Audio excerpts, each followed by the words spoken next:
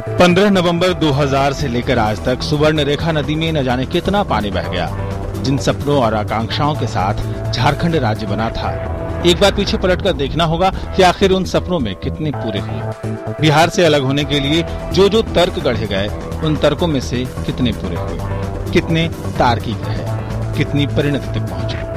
14 साल में 9 सरकारें बनी, तब बीजेपी में रहे बाबूलाल मरांडी से लेकर निर्दलीय मधु कोड़ा तक और झारखंड मुक्ति मोर्चा के शिबू सोरेन से लेकर उनके बेटे हेमंत तक सभी दलों ने एक एक करके सत्ता संभाली। सत्ता की चाशनी में सभी लिपटे, लेकिन जनता के हिस्से में कुछ नहीं आया। अस्थिर सरकारों का दौर बना रहा, मुख्यमंत्री बदलते रहे, जनता मुंह ताकती रही। औद्योगिक विकास ठप हो गया।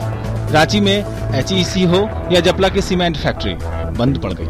सरकारें नहीं चेती। मूल निवासियों और दिक्कू यानी बाहरी लोगों के बीच तनातनी बढ़ती रही। स्थानीयता का मुद्दा अब भी अनसुलझा है। झारखंड राजनीति की प्रयोगशाला बनी। आम जनता को इस प्रयोगशाला में गिनी पिग की भूमिका दी गई, जिसमें उसे हमेशा क्लिनिकल ट्रायल झेलना पड़ा।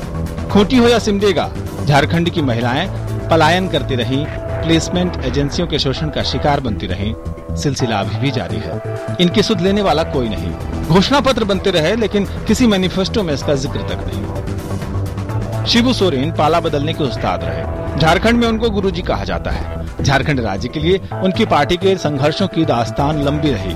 सत्ता मोह छोड़ देते तो उनके लिए झारखंड की राजनीति का चाणक्य बनने का विकल्प खुला था। वो रास्ता महानता की तरफ जाता है, लेकिन पुत्र मोह ने इतिहास के कई पुरुषों को महापुरुष बनने से रोका है। शिबू सोरेन दूसरे रास्ते पर चल पड़े। खामियाजा भी भुगतना पड़ा।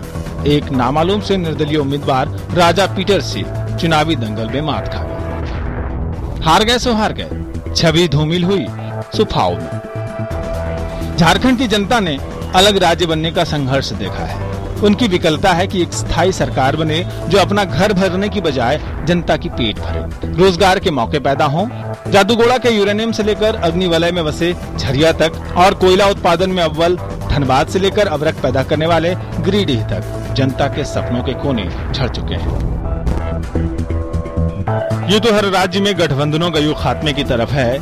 ऐसे में जनता हर उम्मीदवार से उनके भावी करवट के बारे में कयास लगाते हुए बस इतना पूछ रही है, पार्टनर तुम्हारी पॉलिटिक्स क्या है? Manjeet Thakur, DD news.